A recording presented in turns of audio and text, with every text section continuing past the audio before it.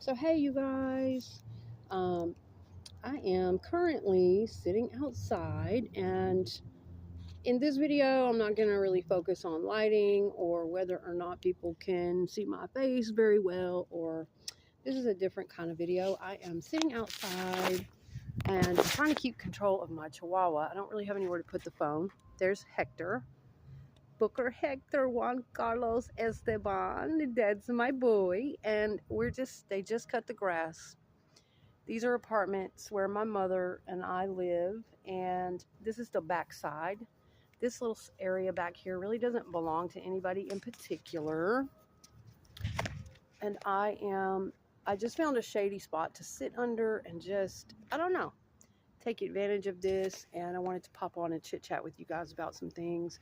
And I'm going to be going out here in about the next hour and getting the remaining toner that I need for my hair, because my hair is not finished, and you can definitely see out here in this lighting where the problem areas are after recently bleaching it, getting tired of the dark roots and the gray and all that. So I'm going to be trying to fix that. I really need to wait a week, but I'm probably going to do it today or tomorrow. My hair has rested for the last couple of days. Anyway, so yeah, I'm just sitting outside on this fresh cut grass. And you know, where I live in the South, we literally only have a few weeks of pleasant temperature. Like, we can't do this all the time. This is a treat to be able to just sit outside. The temperature is really nice here today. Find a shade tree. And my dog just loves to get out. I can't let him off the leash, unfortunately, because it's not fenced in. But he loves to just get out here and sit and get some fresh air. And unfortunately, down here in the deep South where I live, it's predominantly hot most months, okay? Basically, we only have nice temperatures. Maybe as far as having fall-like weather, maybe in late September, October, through about early November, we get to have some nice fall temperatures, and then sometimes up until December, and then it starts going into really cold ass weather. And January, February gets freezing. Sometimes we have ice storms and power failures and 12-degree weather. It gets pretty damn cold down here in the South sometimes. And then our spring, you know, it stays cold up until March even. Like, too cold to go outside. You have to have sweaters, and it's April, right? Right. Like, where are we? The end of April?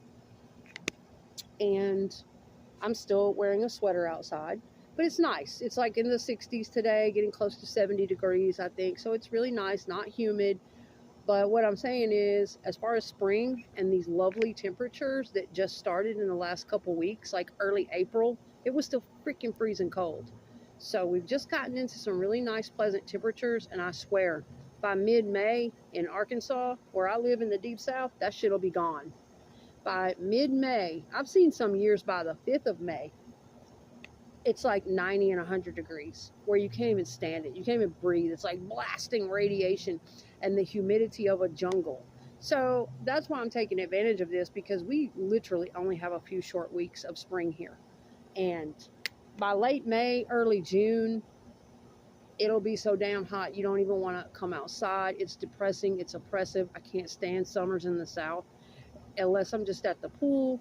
Sometimes even too hot to go to the pool. 100-degree days. I just want to stay up in the AC. But yeah, so I'm enjoying this today. And I wanted to start. This video is really not about me, though. I wanted to talk a little bit about Chris Watts. And I cover this case and certain elements of it as I am moved to do so, as I'm inspired to do so. And then I put it away for a while. And sometimes I have nothing to say about it. Need a break. Got all kinds of things on my channel, and I just kind of pick up topics as I'm inspired to do so, try to pick up where I left off on certain things, or sometimes I'm pushed in a different energy direction based on how I personally feel, what energy I get off of that person and the case after several years now, and my own personal experiences and knowledge and insight into certain behaviors, um, and mental and emotional dynamics, relational and relationship dynamics with couples, things like that. So, um, and I just, pick up things across the internet. I see things across the internet. And one person commented to me in my comment section and said, well, sometimes you just have to let toxic go and not let it upset you. And I 100% agree with that. I appreciate your feedback. Um, and I want people to know that that's not even an energy I'm in anymore. My whole life has had to change drastically because stress nearly killed me. And at some point, I will go into the details of what conditions I started to develop, what type of chaos and stress I was going through in my life, the SBT attacks and what that is. And so, bottom line is, I agree, and I promise you, the frequency I'm on now, the changes that have occurred in my life over the last couple of years, the stuff I had to go through to get there. And then, especially since that eclipse came through and just really kind of threw all that energy up in the air and got rid of all that residue and all the changes that we were working towards, some of us, it's bringing us into that new energy and that new place.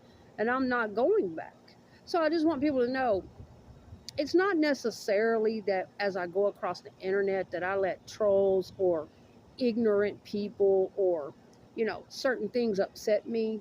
People are going to be freaking people, and I can't control that. It would be a waste of my time and energy if I really just let it get to me. And, um, I'm not on that bandwagon, and I'm not into that. But at this point, now it used to. I used to be a lot more energetically sensitive to it because I was living through hell myself. I was very triggered by a lot of that kind of stuff. And I would see certain things like Shanann Watts' case or, certain unfair, I would see so much injustice. And it would just, and I still to this day, I cannot stand for innocent people, maybe people who are a bit naive, to be taken advantage of, to be manipulated, to be put into mental and emotional traps. And I like to, excuse me, sorry for the dog ass, dog butt, dog asshole. I'm sorry. Don't pee on my coat that I'm sitting on, buddy. But, I really, if I can, no, I can't save the planet. No, I'm not going to just expend all my time and energy. I know my place now. I know what I'm supposed to be doing. I've changed a lot emotionally and spiritually, but I do like to share experience. I like to talk. I like to make people aware of things if I can. So, but it used to get to me a lot more. And I expressed a lot more anger and a lot of pain and arrogance, and stuff was coming out in my videos because of what I was living through, because of how I was being treated, because of all of that. But now, yeah, you grow, you heal, and I'm at a different level. So I just wanted to remark about that. It's not that I let these things get to me now. It's just that as I go across the internet, I still see comments, I still see things from time to time. And I actually, here's the way I take it out, y'all. I let it inspire me. Does it hurt? Sure. Does it make me feel good that people say things like that about Shanann Watts, that they're still bashing and picking and nitpicking? And does it bother me that there are corrupt people in the world, or people that don't feel as deeply as others, or have as much respect and decency and compassion as others? Sure. But for the most part, here's what I do. When I see commentary like that, or I see attacks on the internet on the innocent, or people bashing Shanann, or, just knowing how unfair and how wrong it really is, I don't let it get me in a wad like I used to. No, no, no. They're not going to get that energy. What I do is I let it inspire my soul. And I take it and I transmute the negativity of that, and I turn it into something positive. I turn it into, okay, then, if that's what you're going to do, and if that's the energy that's being put out, then I'm going to turn around and counteract that with a more positive energy in support and defense of this woman, this victim, and that's my next video. that is kind of how I do things. Those are my coping skills. I create, I transmute, um, and that is a way that I've always survived and cope with shit in life. Um, is that when people try, I'm not saying I haven't been reactive in the past. I'm not saying that I haven't been human and ego and angry and pissed and arrogant and all those things, because I have and still can be if I need to be.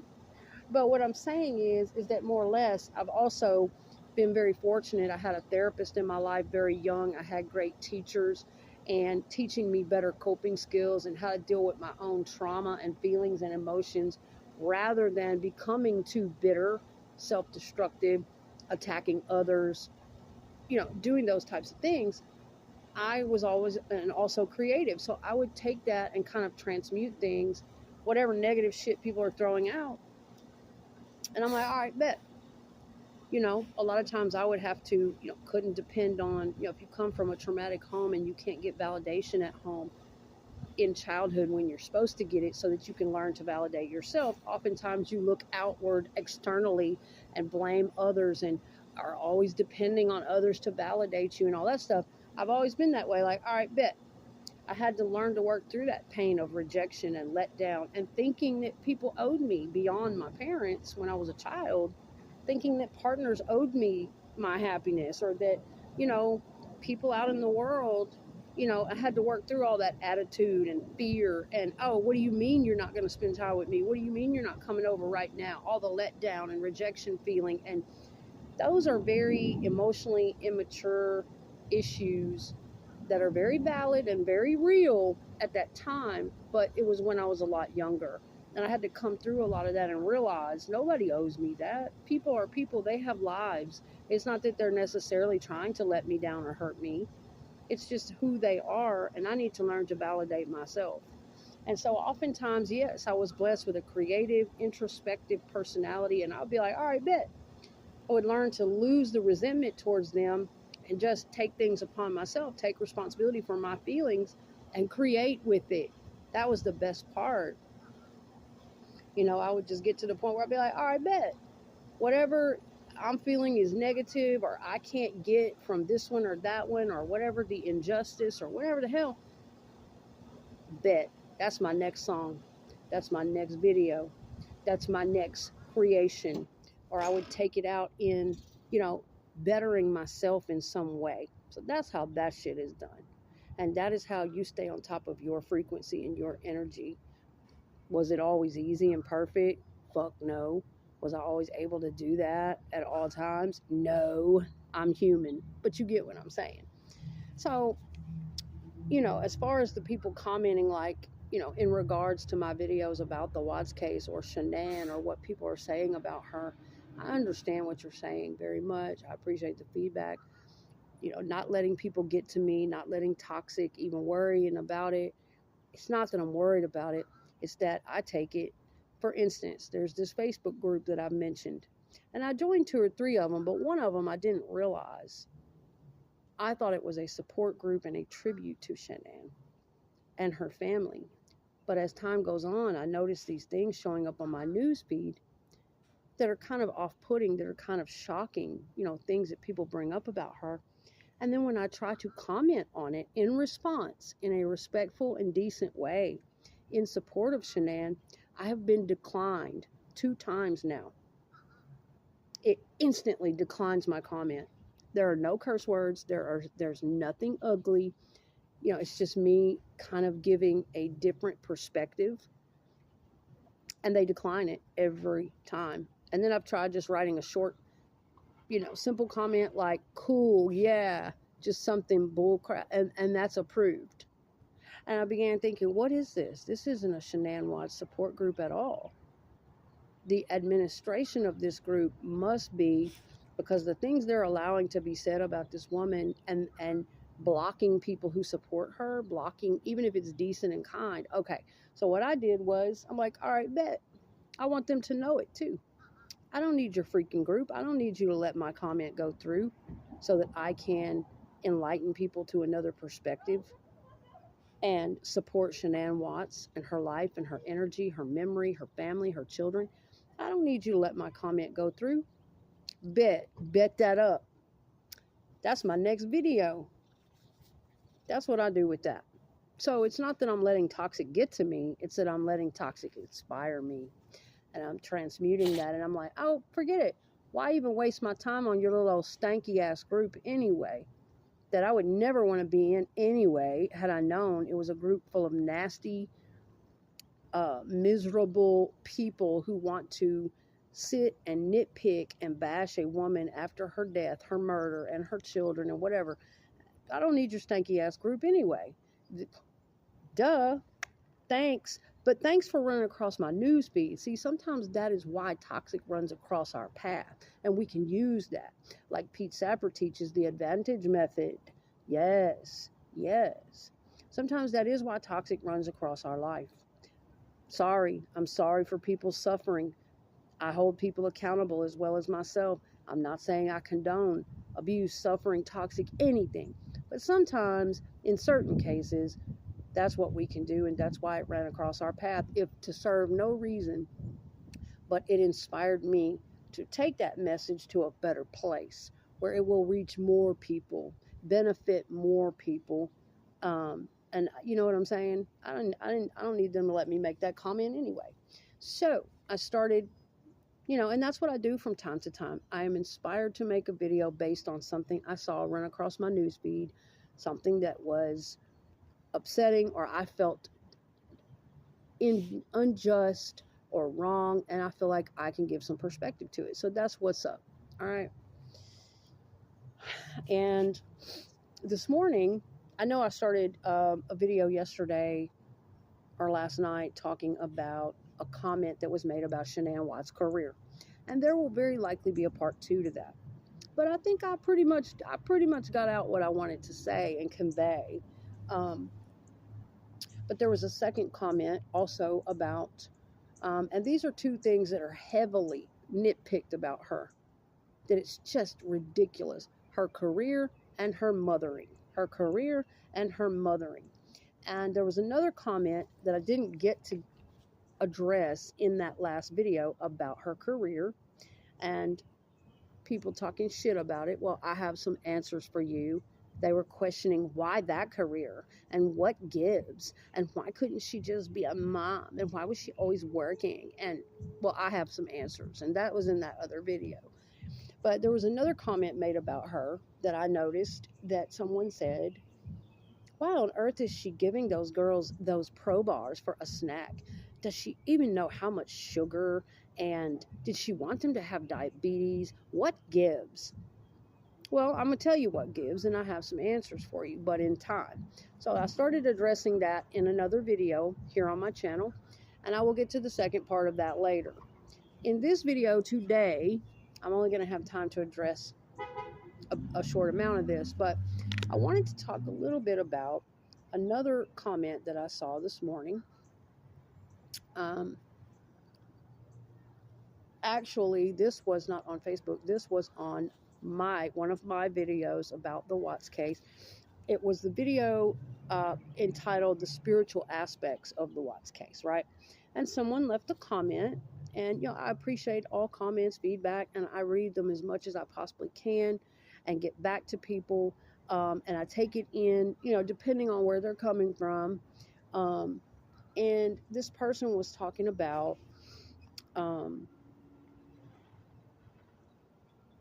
they kind of got off on, I don't know, talking about spirituality and new age stuff. And I don't know, that was not the most important part to me. The most important part was it in my response to this comment, I began to think about what I pick up on from Chris Watts' life. And in a nutshell, I'm going to tell you what I feel on his energy, his family energy, and what I personally think and feel about that whole thing in an energetic way, a spiritual way, as a woman who, as a child, grew up in trauma, a family full of mental illness and disorders, who's had therapy in my life, who's been trained in certain areas, who's had experience with these different dynamics with partners, all kinds of this stuff.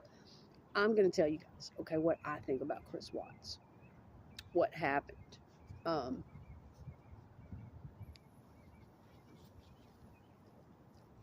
Hey, buddy. Hey, buddy. Are you enjoying this? I know it feels wonderful out here today, doesn't it? You really like this fresh air and sunlight, don't you? Say hi to YouTubes. Say hi to our YouTube friends. Say hi. Oh, hi. Okay, you guys. Man, and I've had to come through a lot of pain to get to this pleasant point, to this balance point. But anyway, so I'll start this off, and if I need to make a part 2, I will. But my longer videos have been uploading, so that's cool. But I can't remember what all she said because her comment was long, but she sparked up, I did respond, and she sparked up something that I have been wanting to share for a while anyway. I've just been needing to get back to it. And what I think about Chris Watts, okay, and the feeling that I get off of that man, and I'm really careful. I've talked about this before. I don't want to project my own life experience onto him or any other case.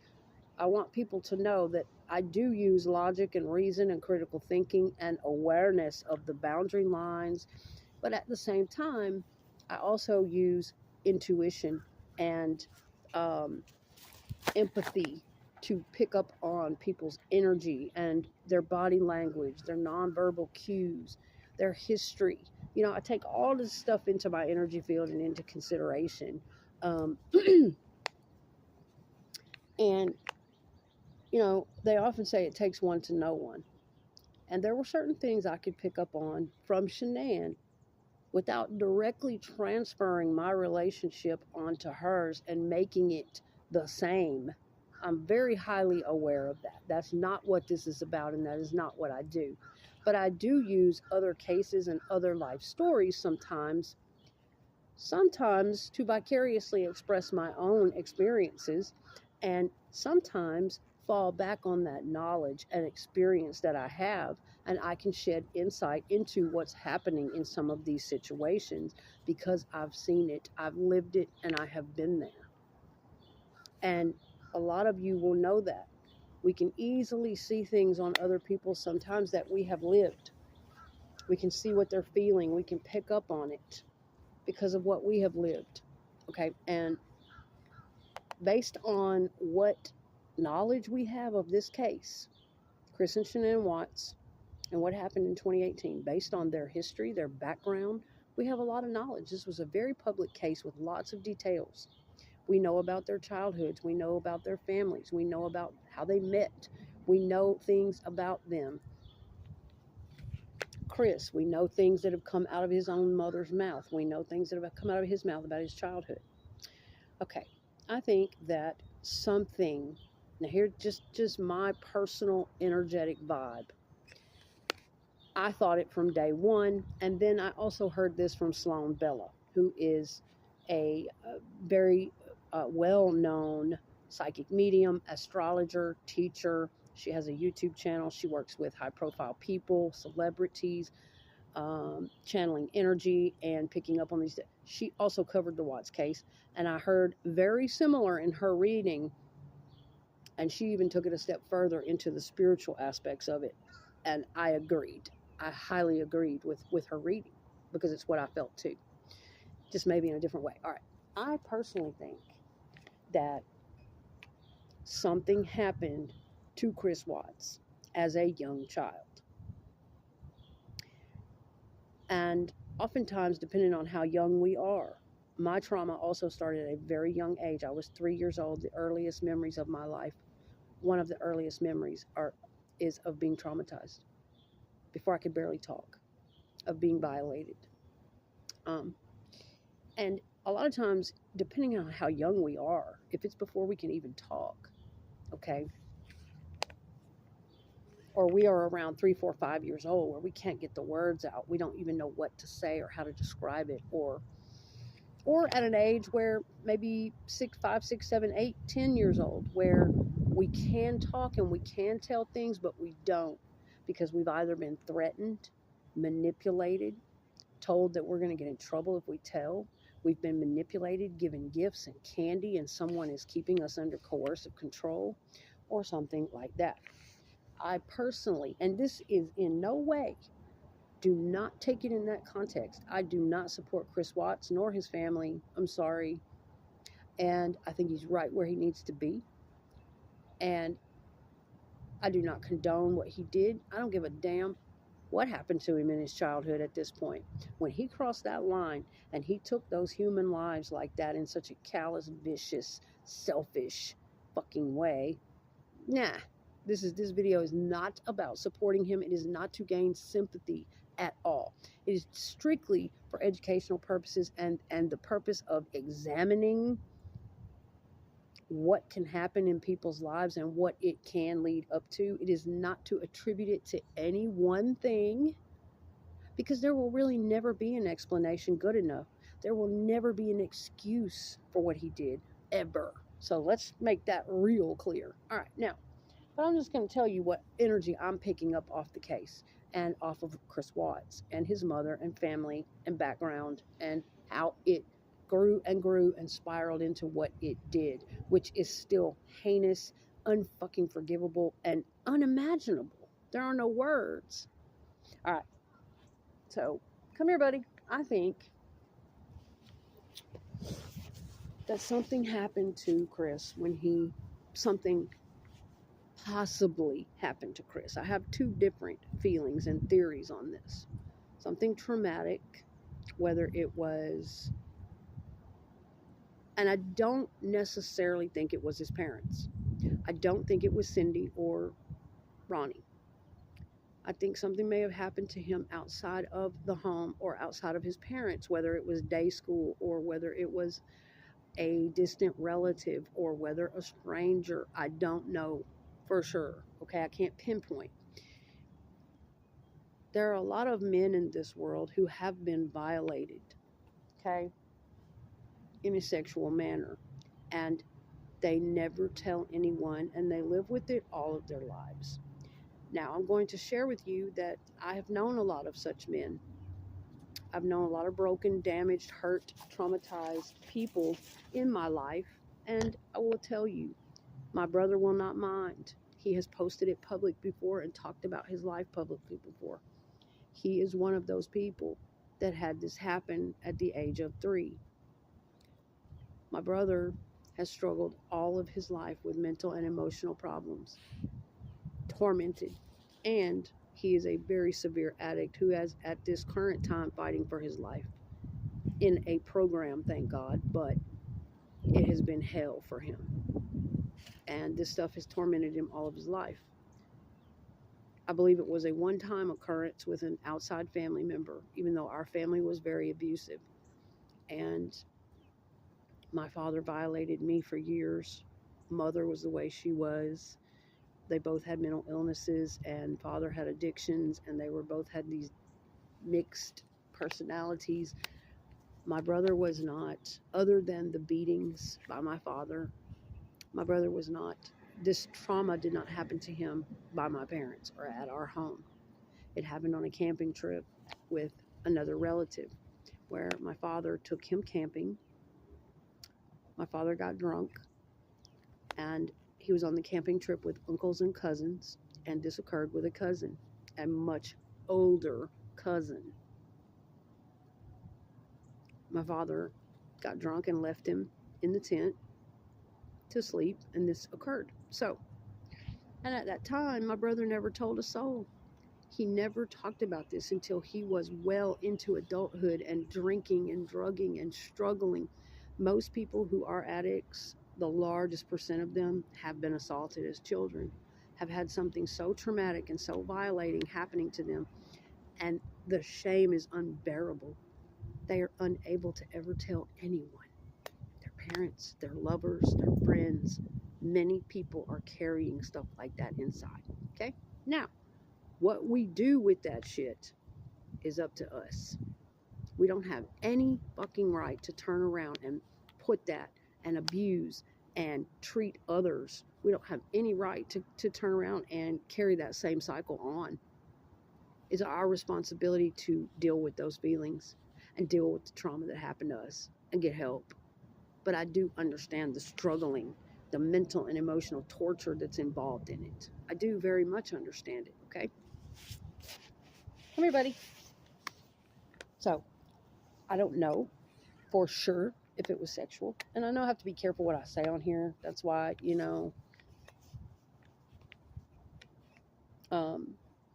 a lot of times, some of my videos I monetize, some of them I don't bother to because I want to be able to speak, freely to a degree and speak my heart and speak my feelings. And so I don't know whether it was of a sexual nature, the abuse, the trauma, whatever happened to Chris Watts, and or if it was just in his home and the nature of his mother, his parents. I personally feel like my mother, Cindy Watts, has issues. Some kind of personality disorder, probably really high on the pathological side of her narcissism. We all have narcissism. We try to keep it healthy. We're all born with it. Generally, we grow, and if we are well balanced, we use our healthy narcissism to keep us motivated in life, to keep our ego well balanced, to keep us feeling good about ourselves, and we use it for good purposes. But if we are unhealed and we have fucking issues that are unresolved, then it can go to the pathological end of the narcissistic spectrum, and it can get sick and selfish and tormented and manipulative to varying degrees until it goes off the charts, and we're just stomping all over people and we don't give a shit, and we are so far detached from our empathy and compassion and so off the radar of feeling other people. And sometimes that can be healed, and sometimes it is a full-on disorder, narcissistic personality disorder, which, personality disorder is mental illness. And it's in the personality, it's in the core personality, and it can't be healed. Not narcissistic personality disorder. It can't be changed or healed. There's no real treatment for it. So, it just depends, man. Sometimes people have hereditary disorders. They have a bunch of shit stacked on top, on top, on top. Then there's trauma in the home, and then all these things at once. It just depends, okay? And so I think that it came out of Chris's own mouth that he said Jamie was more of a mother to me than my mother ever was. He said my sister was more of a mother to me.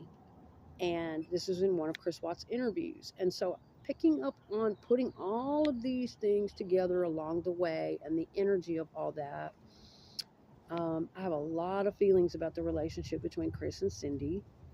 And,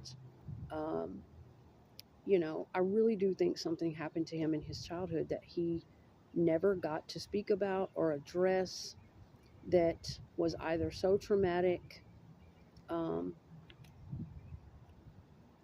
top of his mother being the way she is, the way she was. I don't think that perhaps in his past she was necessarily as nurturing and comforting and paying attention and aware. A lot of times in people's old age, they mellow out and they want to make up for the mommy that they weren't in the past, especially highly narcissistic mothers. I know them very well. I have one myself who is personality disordered, and she lacks empathy, and we've had all kinds of issues over the years to work through. And I have walked through the same thing Shanann had to walk through, being instantly disliked by your partner's mother because of the fact that you are strong and intelligent and who you are and a strong identity, and they know narcissistic mothers fear you and are threatened by you because they know you're not going to stand for the things that their son will stand for. Most of the time, narcissistic mothers have been manipulating their sons all their life or seeing them as the golden boy, and they have this manipulative relationship. And so when you come along, a strong, intelligent, whatever woman who loves and cares for this man and whatever, it really incites a bunch of fear and even jealousy in an emotionally immature, narcissistic, or toxic mother. Fear of losing her son to you, fear of, you not changing him and not tolerating the things that he will go in circles about and tolerate, just all kinds of things like that. And I know what that fucking feels like, to be in a relationship with a man whose mother is like that. Actually, it happened to me several times. Casual dating relationships a couple of times, and then a very serious relationship where the mothers instantly got prickly about me, and I knew as I got to know them there were very toxic dynamics in their family. And that's not right, and it is not fair. And it is nothing that you did as a woman. Most of these mothers also know that their sons are off. They know that their sons are not all the way developed, that they have issues. Okay. And yes, a lot of times they fear that the son is not going to be able to live up to all the smack that they talk. They exaggerate. They know that their son, part of the brain of a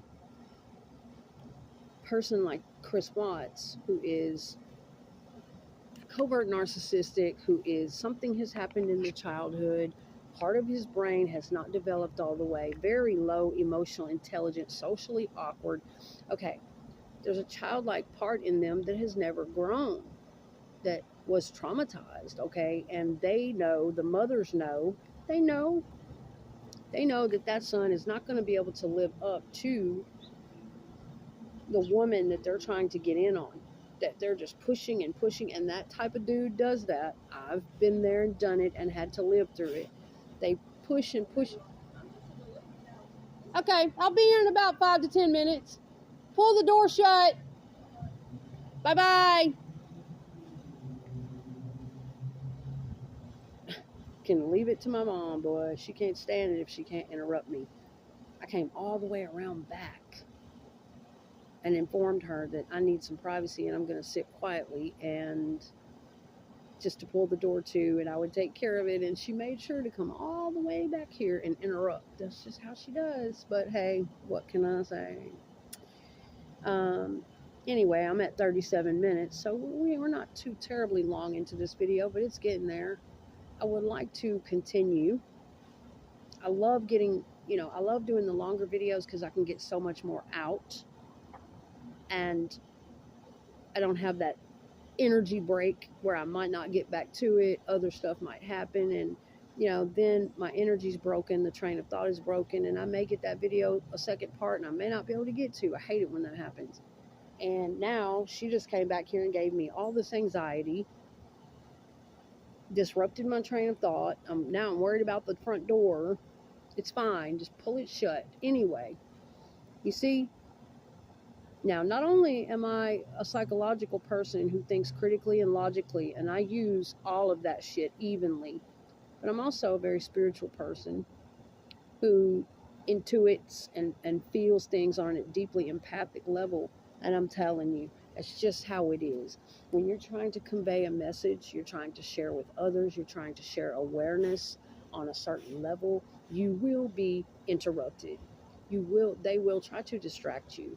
There are energies and forces that oftentimes of a darker nature that can attach, yes, to us at our lowest points, or other people around us that are more susceptible to it.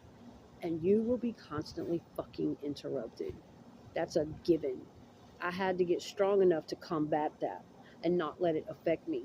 For the last year and a half living over here, when I first moved in over here, that's what part of what shut me down. I couldn't continue my videos because my energy was so broken and so vulnerable and so devastated after the loss of my partner, him passing away, and all the chaos we had lived through and the trauma. I was at such a broken point that I couldn't fend off her energy. It was emotionally abusive and no respect for boundaries, and it wasn't compassionate and empathic, and I would just shut down. Anything I would start to do, I would just literally have to give up. I was that broken. But now I've gotten to where I'm going to do it or else. I've gotten a lot stronger, and I've done a lot of healing where I can fight off those energies. But just letting you know, that's a thing. It is a thing. They don't want you to speak. They don't want that shared. They don't want you to keep your energy on a certain level. It's just out there. It's in the air, in the vibes. It just is. All right, so anyway, I'll get as much of it as I can out in this first part, okay? And then I promise I'll get back to it. But anyway, I do think something went on in Chris Watt's childhood. That's a given, all right? I don't necessarily think that his parents overtly abused him. That's not what I'm saying. But there's abuse on so many levels that people don't know, that goes unnoticed, unknown, under the radar. It's so subtle. For instance, I think Cindy Watts always saw Chris as her golden boy, not as Chris, not as the soul he really was, and accepted him and encouraged him in that way.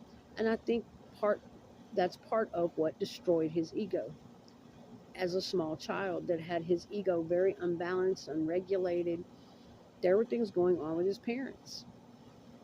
And I think that Cindy was the type of mother who saw him as can do no wrong, perfect, golden boy. Oh, you don't feel that way. Don't say that. That shit can be very damaging. She held him to a certain expectation and a certain standard, and God knows what else.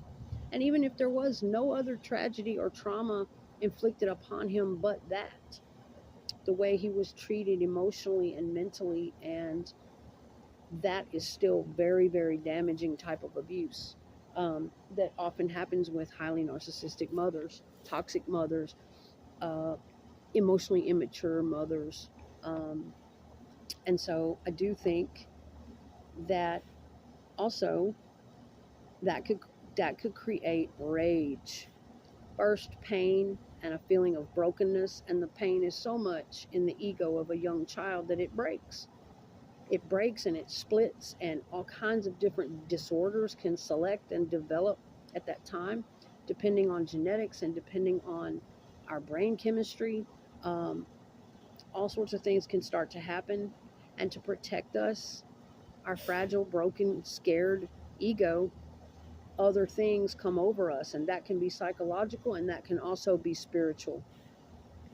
And being that broken, you are very susceptible to dark entities. You're very susceptible to dark things attaching to you and working through you, and dark thought forms, and that can pile and pile and build and build. And so I think that there was a lot of feelings within that dude as a kid that he could not ever tell or express. And the pain was and so having to stuff that much pain and rage and just act like everything's okay, and yes mama, I'm your golden boy, and yes mama, I'm okay for you. and and narcissistic mothers do that to their kids, okay? And that, living through that year after year, will create rage within a child. Rage, having to stuff all of that, okay? And they continue growing up with that. And if they don't have any therapy, any teachers, any mentors, any release, okay, you can already see where that's going. All right. But at the same time, I think there's more to it than that, than just Cindy's attitude towards him, creating feelings within him. I'm really beginning to feel like something really traumatic or shameful, awful happened to Chris, or was inflicted on him by somebody outside of the family or outside of the home. And he felt like all of these mixed feelings. Generally, a child is going to feel a lot of shame. They're not going to know how to communicate or articulate this to anybody, no matter, depending on how old they are. They may be manipulated or coerced or told even horrific things, like they'll do something bad to the parents if they tell, or um, just all kinds of things, okay? And sorry, I just keep getting distracted.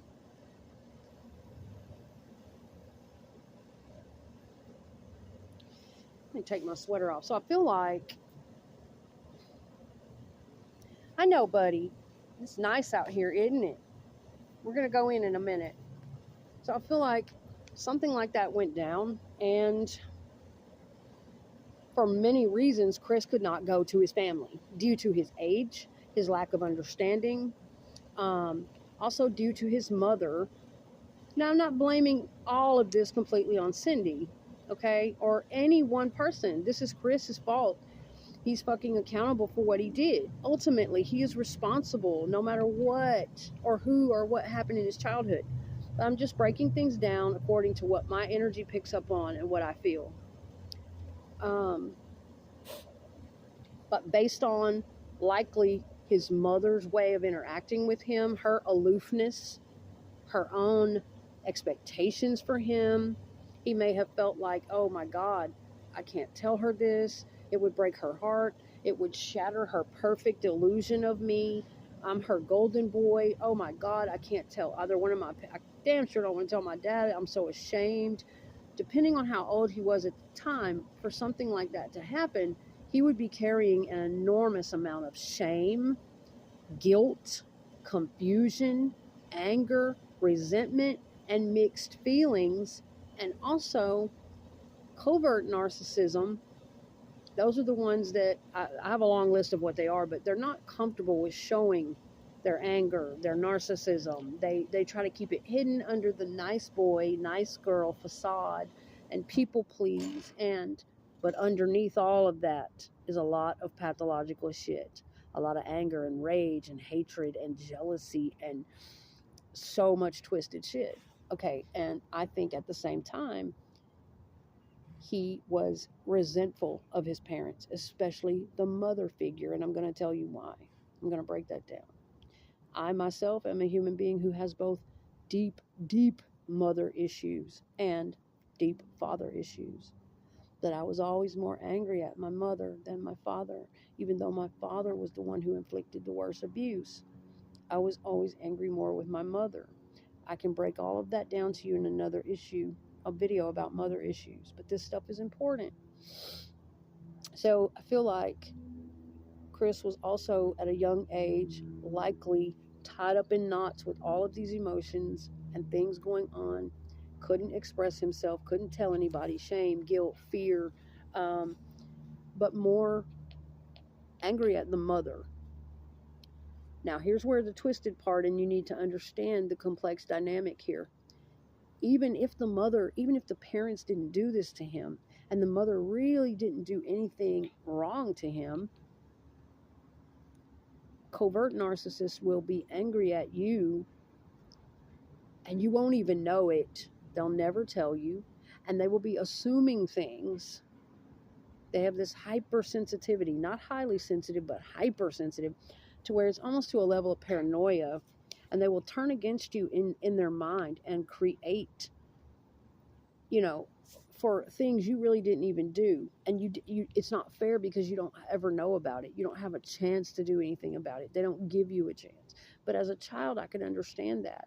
So I feel like he was very mixed in that whirlpool of, you know, something happening to him that his parents didn't do, but they also didn't know about, perhaps. And him at the same time holding anger and resentment against them, especially the mother, and it growing and growing and growing into rage deep down. Here, baby, sit on this side where it's not so hot. Because of the fact that he couldn't tell her, that she couldn't protect him, that she didn't even know. But in a child's mind, you don't reason all that out. You don't sit up thinking, well, if I don't tell her, then she's never going to know. So how can I be mad at her for something she doesn't even know about? That she's not comforting me, nurturing me, protecting me, asking me questions, making me feel safe. How come she's not doing anything about this happening to me? Can you imagine the explosions in the head of a child like that? I have been in similar fucking situations. The manipulation and the torment and the turmoil and the secrets and the fuckery and the anger. I've been there. But I was fortunate to get therapy. I was fortunate to have teachers. I was fortunate to get that help. There are some kids who did not. All right. So I think a lot of that was going on within Chris. A lot of guilt and a lot of shame and a lot of mixed emotions that he, as far as I know, was not taken to therapy about, not counseled on. The rage kept growing and growing, But the facade he had to put on as the golden boy, he had to keep that image up. I know men like this. I have a lot of brothers. I've been close to a lot of dudes in my life that have had a lot of fucking trauma and have a lot of insight into their deeper feelings, emotions, how they handled things, experienced things, because they would often come to me. Um, and so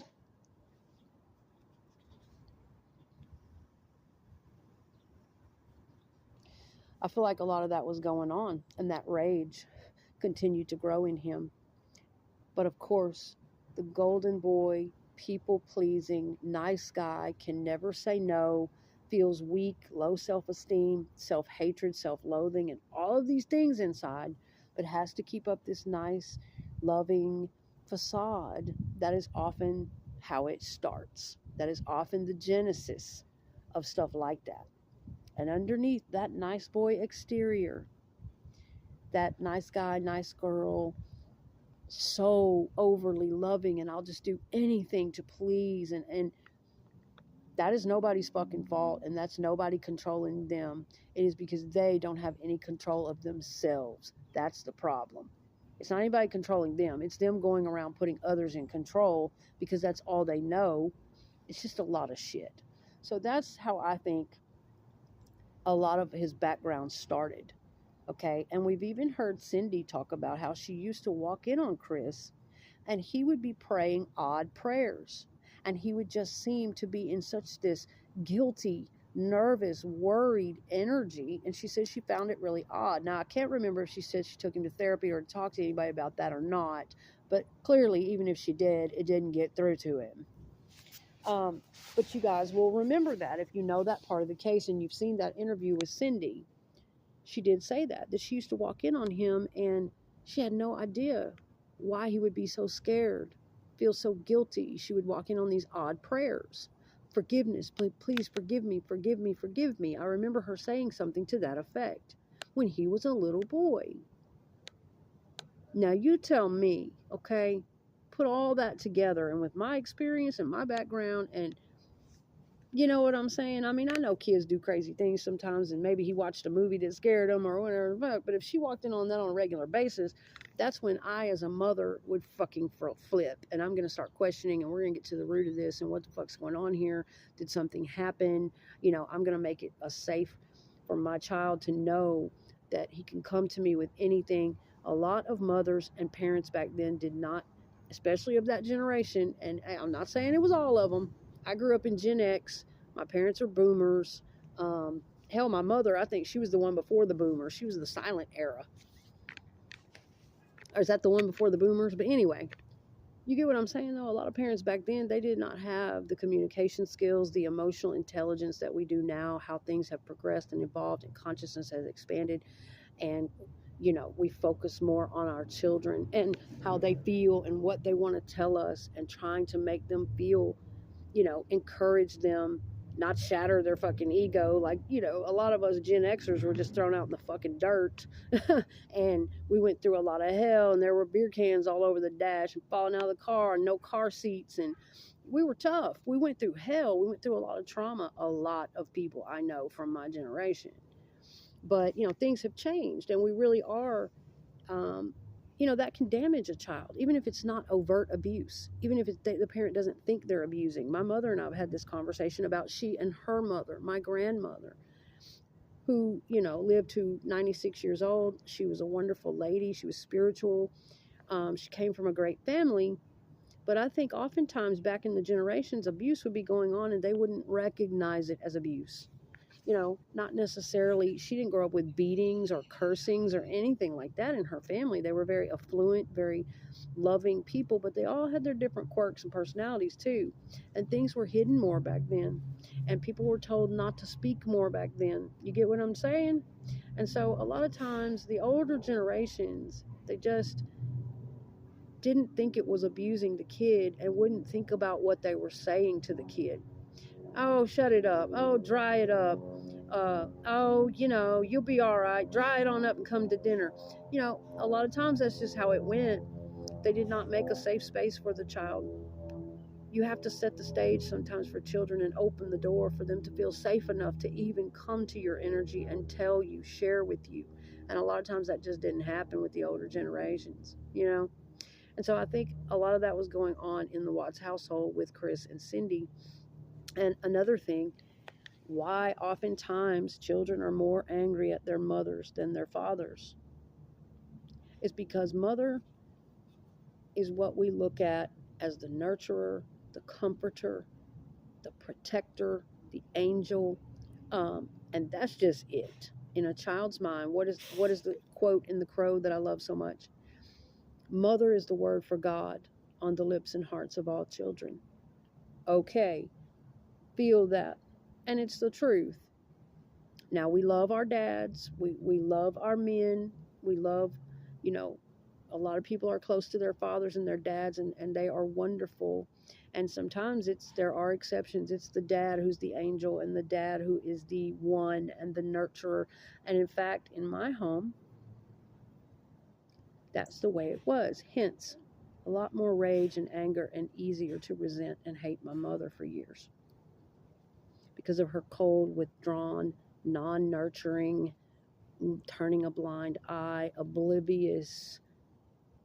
That was selfish to me. It was narcissistic, but she had mental illness too. And I had to grow up and learn and work through all these different layers and levels of understanding.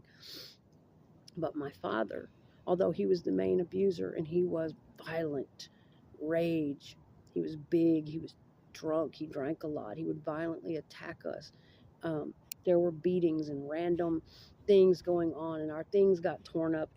But at the same time, my father was also the only one in the home who was at the same time, when he wasn't doing the other shit and violation of the body, when he wasn't doing the other things, at the same time, he was nurturing, loving, kind, gentle, would speak to us unlike our mother, would actually see us from time to time as humans and consider our feelings, buy us candy, play with us, give us platonic, loving parental affection. And my mother wasn't like that. So that is where I got most of my love and affection. And I could feel from my dad's energy that he actually did love me, but he did not know how to be a father, a parent. He had also been beaten, molested, traumatized way back in his growing up days in the 40s and 50s, and he didn't know any better, and he never got any help. And that does not fucking excuse it, but he repeated the cycle on his family. So these things are complicated, they're complex, and they're deep, okay? But that is why I always had more rage at my mother, because I didn't have that connection with her, even though my father abused me. And it was so bad and so wrong. And there were times that I hated him and wanted to get away, and I ran and I ran and I ran for years. I still loved my father. I had a deep bond with my father. Because of how I was treated by him, there was love and abuse. Whereas with my mother, she had a different type of disorder, very lacking in empathy. They were lacking in empathy on different levels. My father didn't have enough empathy to stop what he was doing and stop drinking and stop abusing, but he had enough empathy to give us the occasional fatherly affection and guidance and love and discussion and talks and care and, you know, playtime, and talk to us like human beings at the same time. So it's weird. This stuff is never one size fits all. Empathy's on a spectrum. Narcissism's on a spectrum. Abuse is on a spectrum. There are varying degrees and levels of everything. Sometimes it's so subtle you barely even recognize it as abuse, and sometimes it is very much off the deep end. So, but I think these are good things to share and pass along, and, you know, just share it out there with somebody who might need it, to understand it or hear it. So much the same, I feel like Chris Watts had a shit ton of repressed rage against his mother because he and his father had a stronger bond. Whether his father was more nurturing growing up, whether his father, you know, whatever the case was, I feel like Chris had an awful lot more rage towards his mother, anger towards his mother inside. But I will say this too. Unlike me, who could get it on out and just tell her how I felt for years, Chris couldn't do that. Because another thing, it is very hard for most young men to be angry with their mothers, to confront their own mothers.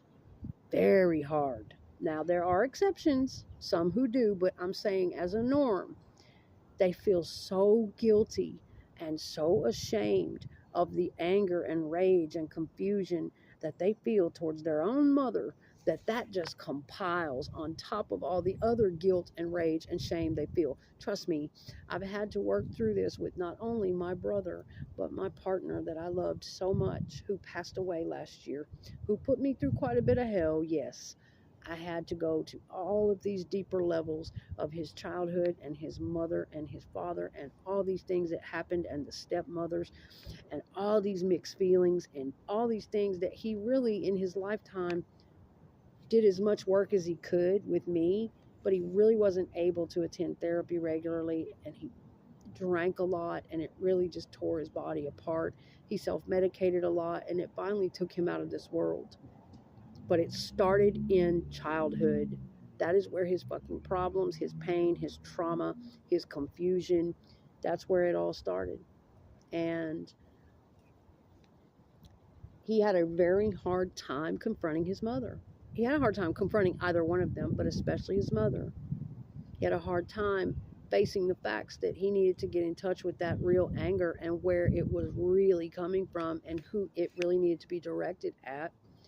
But I'm also going to say I'm not encouraging people to hate their mothers. I'm not encouraging people to go attack or curse or be cruel to your aging parents who might have abused you in the past, and you have all this anger and rage and pain. And then when my partner would go to his parents, he would be gaslighted all of his life. I didn't do that. Oh, you're just crazy. Oh my God, there's something wrong with you. Or his father would even attack him. That's even worse. And that's what I would get from my mother as well, gaslighted, and she squirms. I call it squirming, and doesn't take accountability and doesn't want to discuss those things unless I really pin her down, And I think Chris Watts may have got some of that too. If he attempted to address things, I think they were very much a family like that did not want to address things openly, honestly. And that creates even more rage stacked on top of more rage.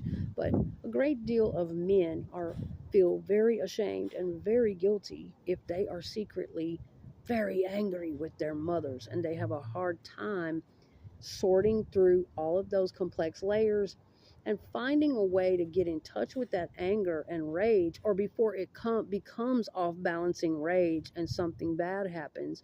They have a hard time finding a way to express it, balance it, speak with their mothers, confront the situation in a way that is safe and calm and not cruel. You can stand up to your parents, you can confront your parents without being cruel or abusive to them. I am never suggesting that. But it's up to you.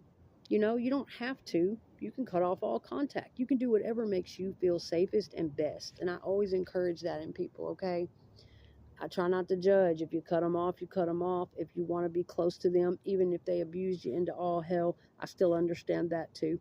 I understand that love and desire to keep working and healing. But sometimes people set themselves up.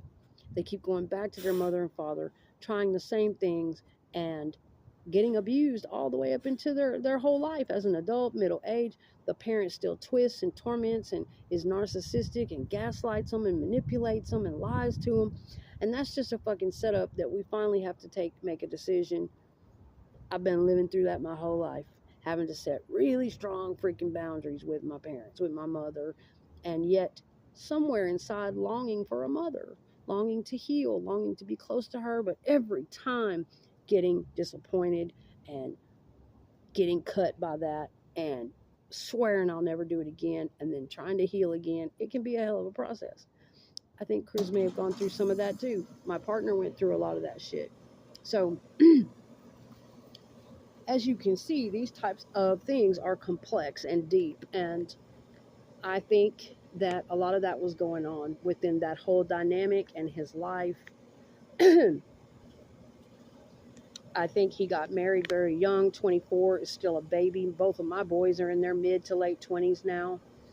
That's still a child to me in your early 20s. I think that that'll have to probably go on part 2. How they got together, how Chris pushed and pushed and rushed into her life and made all these promises. And, you know, covert narcissists do that. Emotionally immature people do that. They rush and they push and they are very codependent. They're very, I'll do anything, anything to please you. Oh, I just love the way you are. And they won't even know who the fuck you are. They're not really getting to know you. They're not really accepting you as you are. No. But that's a whole other day, okay? And I think that when he came into the marriage, he was bringing all of this shit with him that had never been addressed, okay? And I think Cindy knew it. I think she knew Chris was off. Hence, the instant dislike of her daughter-in-law. I think that whole dynamic between Cindy and Chris, and, you know, it had nothing to do with Shanann. Shanann was a beautiful, loving, outgoing, ambitious person who I feel like had the best intentions in her life to grow as a woman, to be a better mother, to keep growing as a wife, to be better on all levels in her career, her family. Did she make mistakes? Yes, like all of us do. Was she fucking perfect? Nope. Did she have moods like we all do? Yup. But bottom line, I get a really great energy off of her. And at least we saw her trying. We saw her talking about things and examining things in her life and her feelings. And that is a good start. Okay? Most really creepy or twisted or secretive people like Chris, you won't see them on camera. So for those people bashing Shanann for being so open and on camera, which everybody and their fucking mama does now, why y'all bash her like that when everybody in the fucking world, 7 billion people, got a TikTok, probably? Why y'all bash her like that? Well, she filming so much. She filming so much. It was so annoying. Why? Why? You know what's going on in the world, right? You can't turn on YouTube, TikTok, Facebook. Why everybody else get to do it? Why not her? You have no legs. Shut it up. But y'all get what I'm saying, okay? So that is basically what I feel about the start of his life and where a lot of the genesis, the beginning roots of some of this shit that spiraled into something so horrific. Trauma causes brain damage, okay? It causes lack of development, arrested development, retarded part of the brain, basically, okay? We don't grow on those levels we're fucking traumatized on unless we keep working on it, addressing it, getting to therapy, workbooks, reading, studying, getting positive input, guidance. It's a lifetime of work. And I don't think Chris was doing that.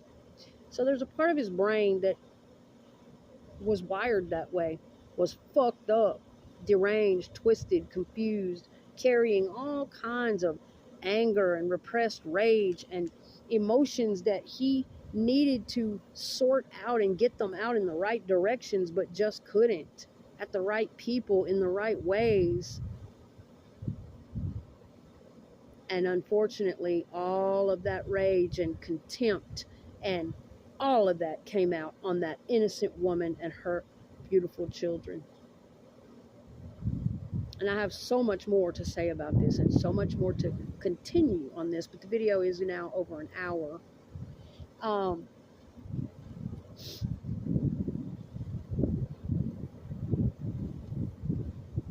But there's a lot more to delve into in this particular little area. There's so much I have to share with you guys, and so much to this case in particular that I have to just take it in little segments as it comes to me, as it moves through me. It's on my heart to do so. I have to just do it when I can. The sun is starting to blast me under this tree. I know, baby. We're going to go back in a minute. We're going to get some water. Yeah. Have you been enjoying your time out here? My baby. Hector. What are you doing, baby? Would you say hello to YouTube? I love you too. I love you too, sweet boy. I love you too. I'm glad we got to sit outside like this. Yeah, you love to go outside patties. You maybe like to go outside patties. I love my dog. But again, ultimately, what we do with all that stuff matters, okay? Ultimately, we are responsible for it. Even if it was inflicted on us at an age where we were too helpless and too young to even know what it was. Even still, we are accountable and we are responsible for how we feel about it and what it did to us and what we do with it. But I feel like somewhere along those lines, I am correct in that energy that I feel about that case and Chris Watts and his childhood and Cindy and I feel like I am correct somewhere along that energy. And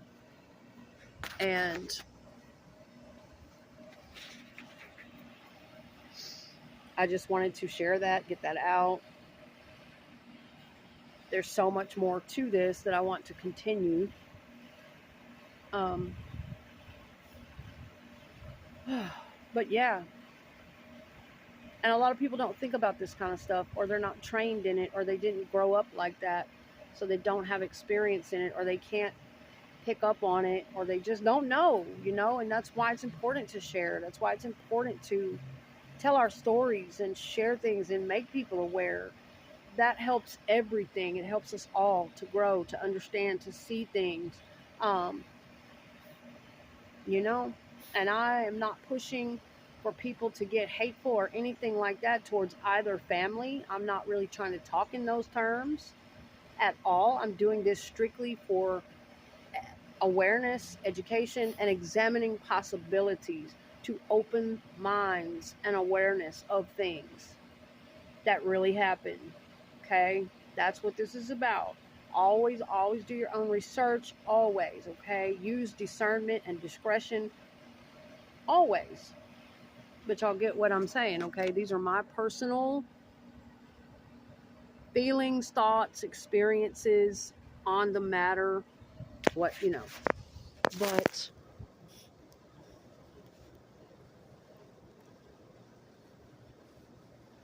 and there's just so much more. How this continued to manifest in him and the position he put himself in with his wife and all of these things going on that he was responsible for and blaming it all on her. And I know what it's like living with a guy like that who hasn't developed all the way, who's had a lifetime of trauma or whatever the fuck, and who is kind of childlike in nature. Of course, the public would have never seen that. No, they would just see a quiet guy, kind of standoffish, kind of socially awkward. A lot of times, those emotionally remote ones have a lot going on in there. That's why they're so quiet, because they are terrified. If they speak, you're gonna know.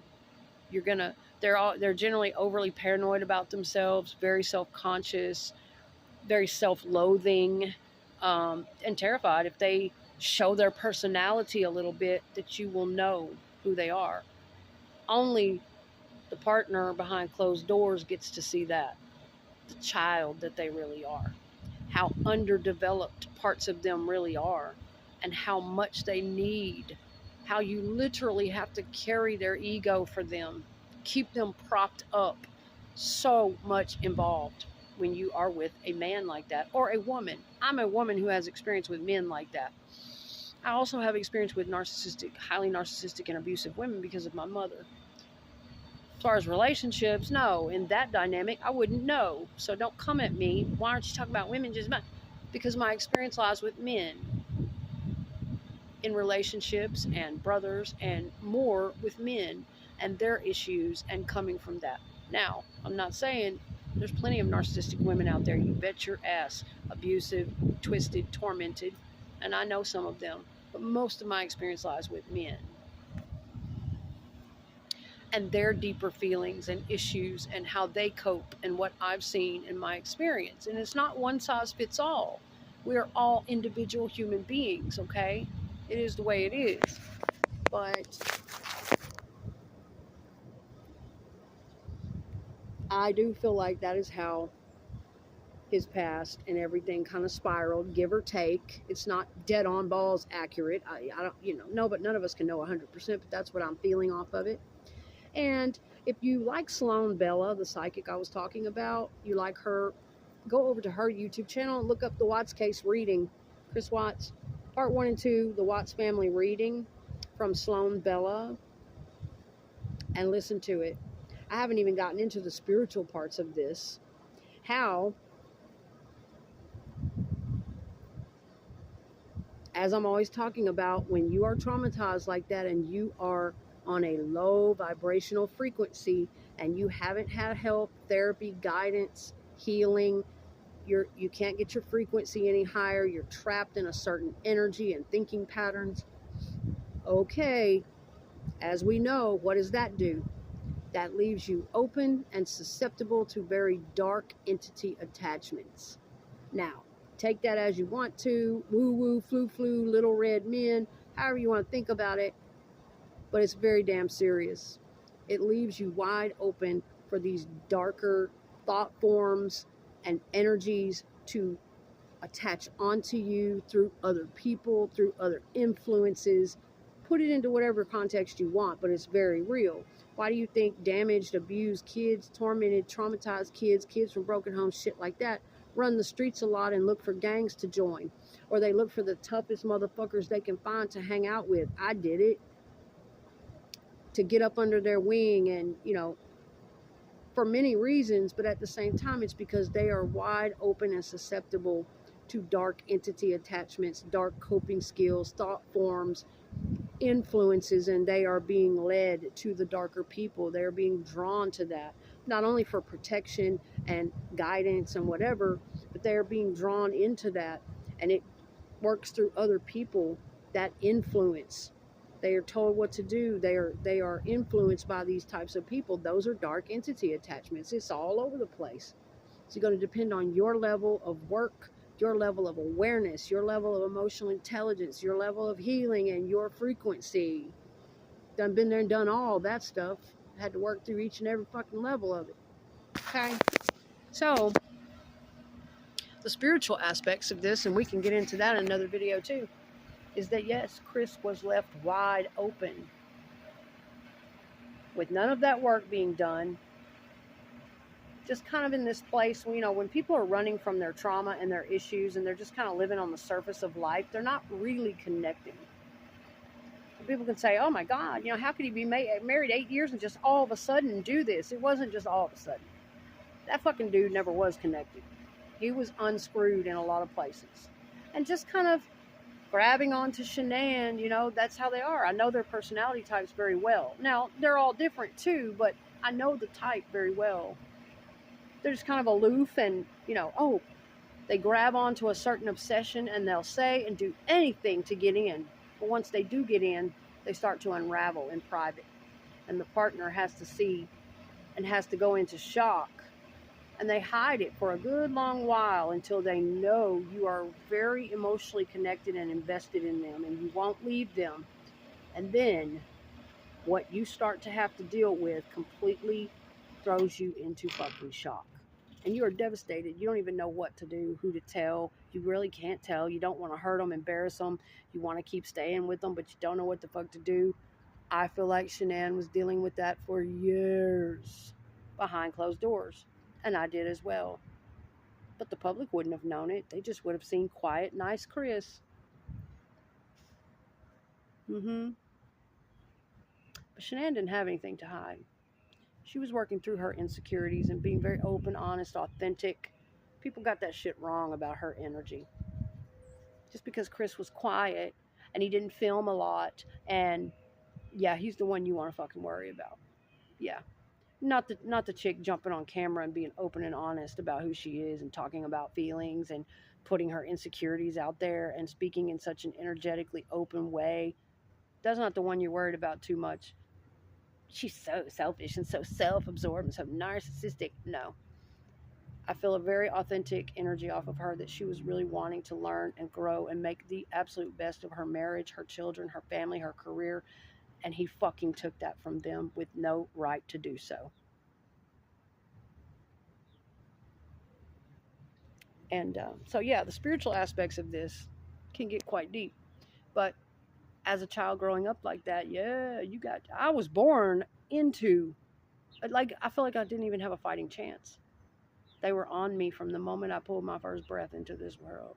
I was born into a family full of dark entity attachments, family members that were consumed with attachments all over them. Look at it like spirit world stuff if you want, or just look at it like addiction, bad thought forms, bad coping skills, their own abuse issues, going on in cycles. Look at it how you will, but it's very spiritual and psychological at the same time. And yes, Chris was wide open to that, with a very childlike, easily led, um, and he set himself up for that. That's nobody's fault but his. He should have been getting therapy. He knew he was off. He should have been reaching out for that help, that light. And he refused it, even when people tried to offer it to him with books. And, you know, that shit can get inside of them and take over. I've seen it consume my loved ones. It took the love of my life, my partner, right off the face of this fucking earth. His addictions and his trauma, his unhealed trauma, and the fucking dark entity attachments consuming him, the demons that he just couldn't fight off. Lower level entities and thoughts and frequencies, and it ate him alive. It compelled him constantly. Although he wanted to heal, he wanted love, he wanted beautiful, peaceful things in his life, he just couldn't escape. And there was a lot of chaos, and there were a lot of abusive ways about him, but there were other ways too, and he was nothing like Chris Watts. Not in that regard. He loved his children very much, and he lost a child, which is part of what broke him at the end before his life, before he passed away. But anyway, yes, I think Chris Watts was very open and susceptible to dark entity attachments, being easily led, being easily with Nicole, what's her face, coming in and so easily being able to lure him away from his wife and children. And he just went that flip shit insane, obsessed over her in that short amount of time, and then did what he did. You can't tell me that there weren't some deep psychological fucking issues, trauma, derangement, and dark entity attachments and spiritual shit all over his life, in the form of Nicole Kessinger, in the form of all kinds of shit. Shanann didn't stand a fucking chance. Shanann was the light. She was the pure one.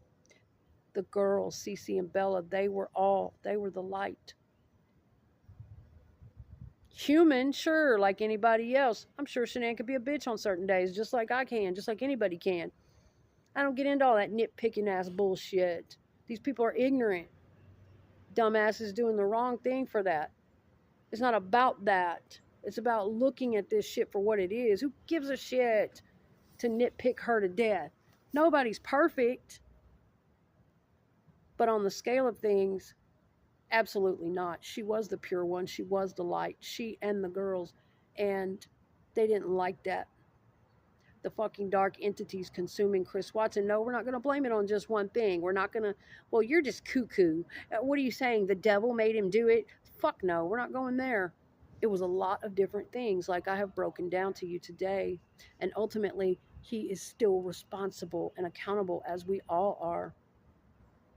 Whether it's spiritual, psychological, I'm responsible at the same time, not only for my own psychological treatment and health and well-being and what I do with all of my trauma, but I'm also responsible for what I let attach to me, the input that goes, what I watch, what I'm lured into, what I'm attracted to.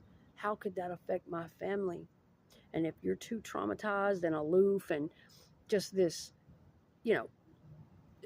brain damaged, childlike level of coping, and you're in this marriage, but you're loosely attached and just kind of putting your head down and, putting yourself in the position to feel like you're being victimized and dominated by your wife, Covert narcissists do that all the time.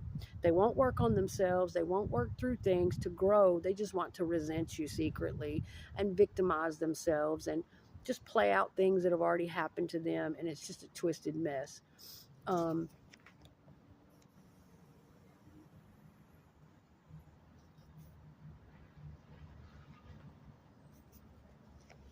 but ultimately, he was responsible for all of that. What his influences were, many teachers have talked about get to your core wounds and make sure you know what they are and that you have a tight grip on them. Whatever's happened to you in your life, you get down to the core of all those wounds. Don't push them down. Don't keep trying to forget about them. And even if you can't remember, try, because that's how they get in.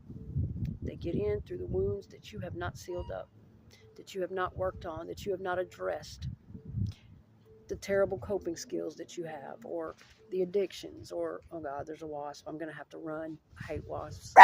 That's another thing. Can't sit outside in the summertime because of the fucking wasps and insects. I hate them. Hate them. I'm scared of them. So I'm not going to get to do this very often. But yes, ultimately, we are accountable for all that.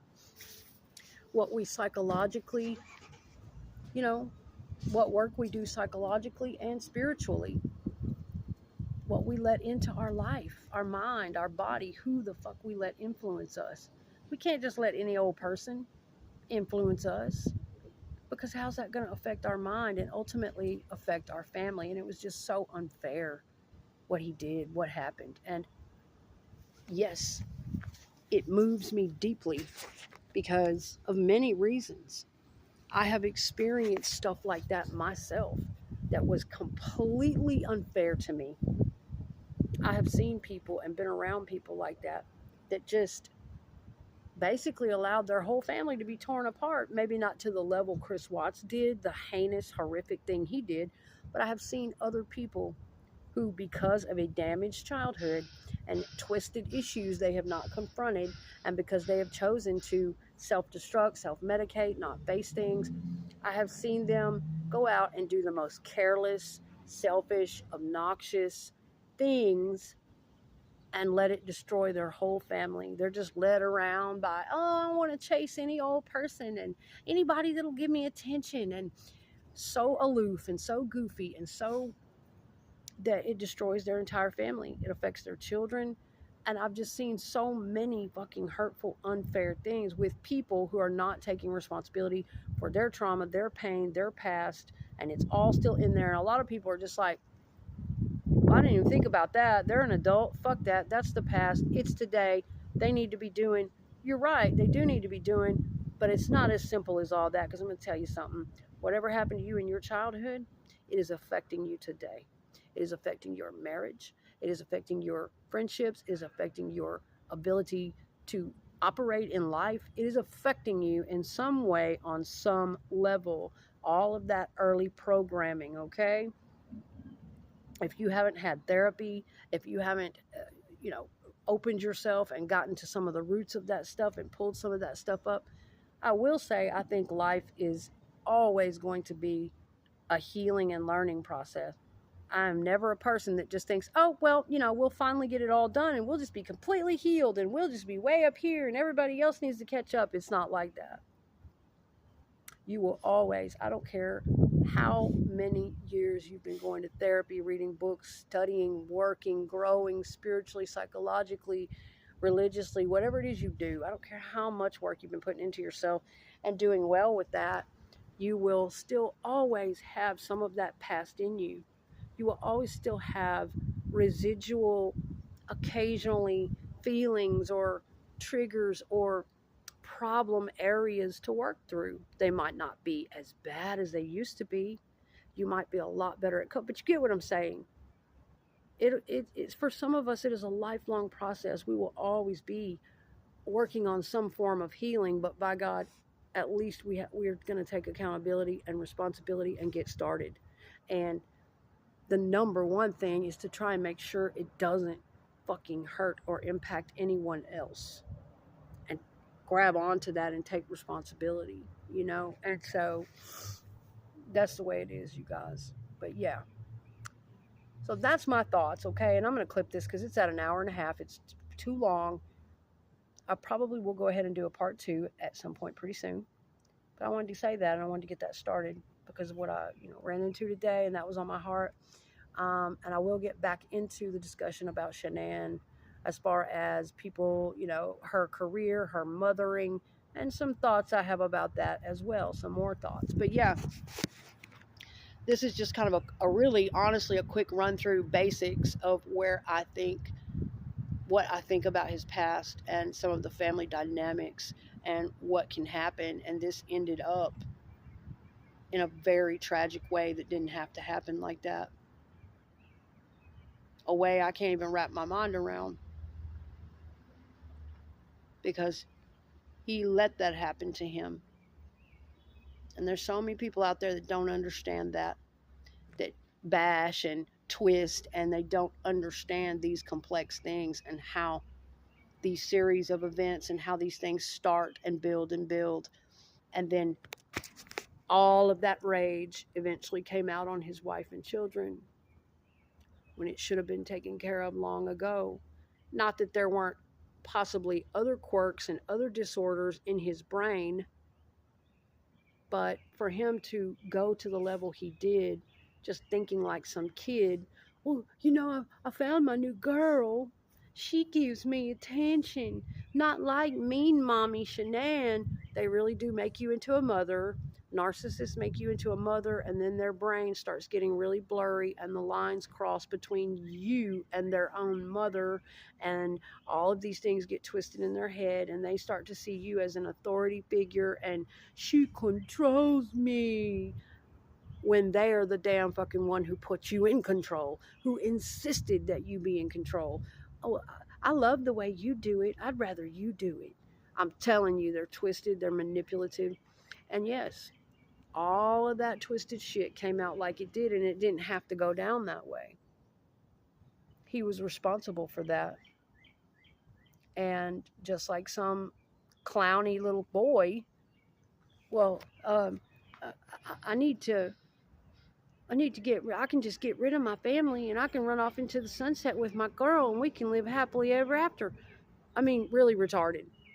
And there are some people on this earth, I know that word's not used anymore, and I do care very much about mental health and well-being, but some of these clowns, okay, like Watts, sorry, I'm not perfect. Some shit's gonna come out of my mouth sometimes because I just, ugh. Do I have empathy for people who suffer childhood abuse and mental illness and feel that it's so tragic and sad and unfortunate that they didn't get what they needed in childhood? You damn right I do. You damn right I have empathy and compassion for their suffering. But by God, when they take it to the level that Chris Watts did, I don't got nothing for you, dude. Sorry. I don't got nothing for you, man.